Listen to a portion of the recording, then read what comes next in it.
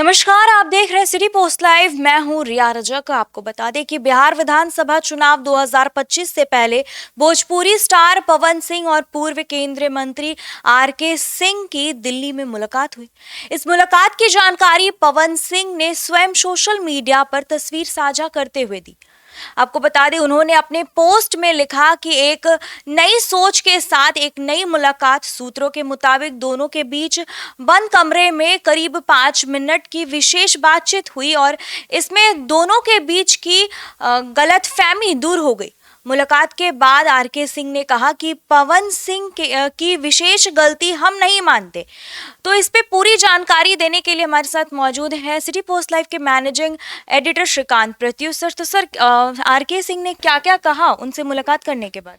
देखिए, पवन सिंह और आरके सिंह की मुलाकात बहुत खास मायने रखती है, क्योंकि आरके सिंह का मानना है कि पवन सिंह की वजह से शाहाबाद में वो भी हारे और एनडीए की तमाम सीटों पर हार हुई।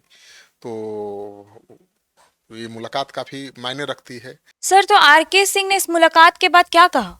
देखिए, आरके सिंह ने कहा कि पवन सिंह ने जो चुनाव लड़ने का काम किया उसमें उनकी गलती नहीं थी।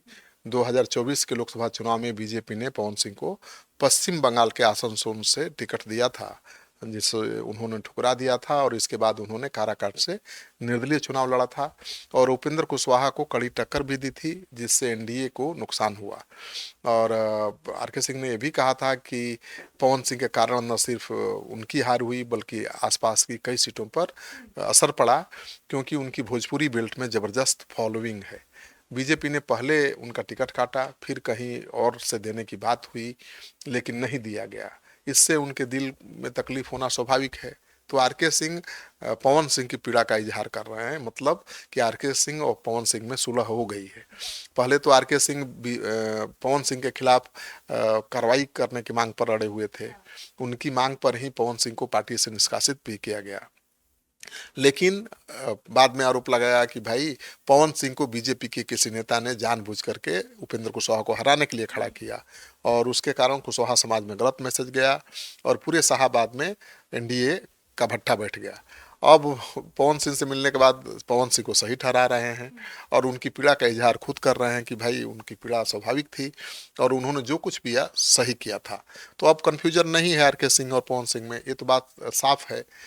तो पवन सिंह की लोकप्रियता कितनी है और वो चुनाव में कितना असर डालेगा? देखिए, पवन सिंह की भोजपुरी सिनेमा में बहुत लोकप्रियता है, आपको पता ही है। बिहार के शाहाबाद क्षेत्र में तो युवाओं और राजपूत समुदाय में उनकी गहरी पैठ भी है।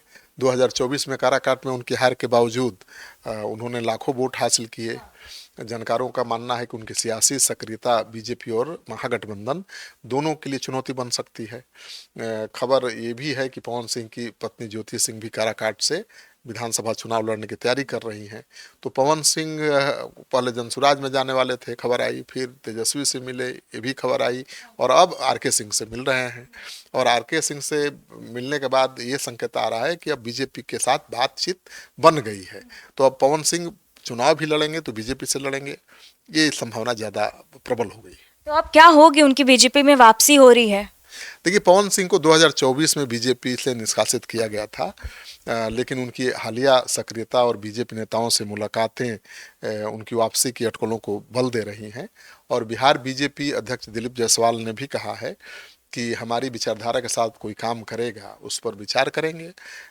यह मुलाकात बिहार की सियासत में नई समीकरण बना सकती है और इसका सबसे ज़्यादा असर भोजपुरी बेल्ट में पड़ेगा, मतलब शाहाबाद में। और मुझे लगता है कि आरके सिंह से उनकी यह मुलाकात बहुत मायने रखती है और उनके बीजेपी में आने का संकेत भी देती है। तो मानकर चलिए कि पवन सिंह कभी भी बीजेपी में आ सकते हैं। अब आपके जहन में ये सवाल उठना चाहिए कि पवन सिंह चुनाव कहाँ से लड़ेंगे। तो पवन सिंह कहाँ से चुनाव लड़ेंगे, ये तो सबके जहन में सवाल है। तो सवाल का जवाब ये है कि पवन सिंह आरा से भी चुनाव लड़ सकते हैं और बड़हरा से भी चुनाव लड़ सकते हैं। बड़हरा सीट से बीजेपी के विधायक हैं राघवेंद्र प्रताप सिंह, और उनका विरोध भी बहुत हो रहा है। तो ऐसे में माना जा रहा है कि उनकी जगह पर पवन सिंह को लड़ाया जा सकता है। बड़हरा सीट पर आरजेडी की भी नज़र है। आरजेडी इस बार एक होटल व्यवसाय से जुड़े बड़े नामी गिरामी जनरल मैनेजर बीडी सिंह को चुनाव लड़ाने की सोच रही है। तो अगर पवन सिंह लड़ जाएंगे तो मुकाबला दिलचस्प हो जाएगा। तो मान कर चलिए कि पवन सिंह आरा शहर से या फिर बड़हरा सीट से चुनाव लड़ेंगे। अगर आरजेडी से लड़ेंगे तब तो आरा से लड़ेंगे, अगर बीजेपी से लड़ेंगे तो बड़हरा से लड़ने की ज़्यादा संभावना है, क्योंकि वो बीजेपी की सीट है। और आरा से भी लड़ सकते हैं। पवन सिंह की पत्नी भी तो चुनाव लड़ रही है। हाँ, उनकी पत्नी काराकाट विधानसभा क्षेत्र से तैयारी कर रही हैं, तो पवन सिंह को मनाने के लिए उनकी पत्नी को भी टिकट मिल सकता है। देखिए, पवन सिंह की लोकप्रियता तो है, वो राजपूत समाज में ज़्यादा है, लेकिन बाकी भी जो समाज के लोग हैं, ये जो युवा पीढ़ी है खास तौर पर, उनकी दीवानी है। भोजपुरी बेल्ट में बहुत उनका असर है और शाहाबाद में दिखा भी प्रभाव। हालांकि शाहाबाद में केवल उनके कारण हार नहीं हुई एनडीए की, उनके कारण कुशवाहा वोटर नाराज हो गए और उनके बीच ये संदेश चला गया कि भाई उपेंद्र कुशवाहा को हराने के लिए बीजेपी ने खेल किया है, पवन सिंह को चुनाव में खड़ा किया है। तो कुशवाहा समाज ने वोट ही नहीं किया एनडीए के लिए, तो एनडीए के वोट बैंक में बिखराव हो गया। राजपूत वोटर चले गए पवन सिंह के साथ, कुशवाहा ने एनडीए के लिए वोट ही नहीं किया, तो सारी सीटों पर हार हो गई। काराकाट में भी एनडीए की हार हुई, बक्सर में भी हार हुई, आरा में आरके सिंह भी हार गए, तो पूरा शाहाबाद खत्म हो गया। पहले तो विधानसभा सीटों पर ही कब्जा था महागठबंधन का, 23 में से 20 सीटों पर, और लोकसभा चुनाव में सभी सीटों पर कब्जा हो गया महागठबंधन का। तो ये बड़ा चेंज माना जा रहा था और बीजेपी के सामने बड़ी चुनौती है कि अपने जो सबसे मजबूत गढ़ था शाहाबाद, उस पर फिर से अपनी मजबूत पकड़ बनाई जाए, और ये पवन सिंह के बिना संभव नहीं दिखाई देता है।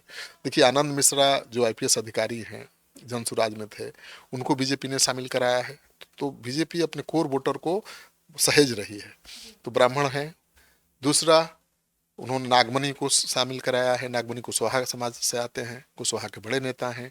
फिर आशुतोष कुमार जो भूमिहार समाज के नेता हैं, उनको माने भूमिहार, ब्राह्मण और कुशवाहा तीनों को शामिल कराया बीजेपी ने। तो बीजेपी अपने जो कोर वोटर हैं उनको सहेजने की कोशिश में है, क्योंकि तेजस्वी यादव की नज़र नीतीश कुमार के लौकुश समीकरण पर है, मजबूत कर रही है अपनी को वोटर्स को। बिल्कुल। तो बीजेपी अपने कोर वोटर को बचा रही है और मुझे लगता है कि पवन सिंह बीजेपी के साथ ही आएंगे और इस बार शाहाबाद में बीजेपी मजबूत स्थिति में होगी। जैसा कि आप सुन रहे थे हमारे डिबेट को कि जिस तरीके से आरके सिंह ने सोशल मीडिया पे फोटो साझा किया है पवन सिंह के साथ, ये एक नई दोस्ती से राजनीतिक गलियारों में हलचल मच गई है। अब देखना होगा कि किस दिन पवन सिंह बीजेपी में शामिल होते हैं। इस पे आपकी क्या राय, हमें कमेंट बॉक्स में जरूर बताइएगा। देखते रहिए सिटी पोस्ट लाइव, तब तक के लिए धन्यवाद।